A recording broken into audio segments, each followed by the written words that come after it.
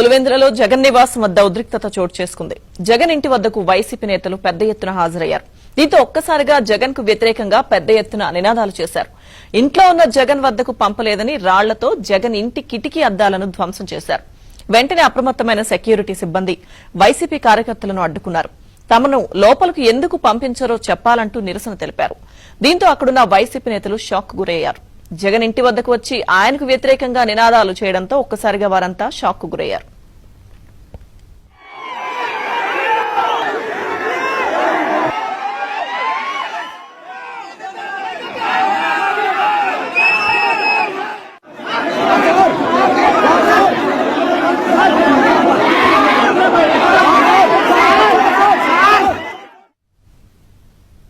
మాజీ సీఎం జగన్ కు తన సొంత ఇలాకాలో భారీ షాక్ తగిలింది. ఓటమి పాలైన తర్వాత తొలిసారి తాడేపల్లి ప్యాలెస్ నుంచి కడప జిల్లాకు చేరుకున్నారు. జగన్ కడప ఎయిర్పోర్ట్ కు వచ్చిన సమయంలో కేవలం 4 మాజీ ఎమ్మెల్యేలు మాత్రమే ఆయనకు స్వాగతం పలికారు. మిగిలిన మాజీ ఎమ్మెల్యేలంతా జగన్ కార్యక్రమానికి డుమ్మా కొట్టారు. అలాగే జగన్ పర్యటనలో కీలక వైసీపీ నేతలు సైతం మొహం చాటేశారు.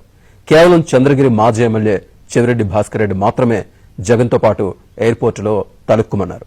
గతంలో సీఎంగా ఉన్న సమయంలో జగన్ కడప జిల్లా పర్యటనకు వచ్చారంటే చాలు రాయలసీమలోని అందరూ ఎమ్మెల్యేలు కట్టకట్టుకుని వచ్చి మరీ స్వాగతం పలికేవారు. ఓటమి పాలవడంతో నేతలు కూడా సాడైపోయారు.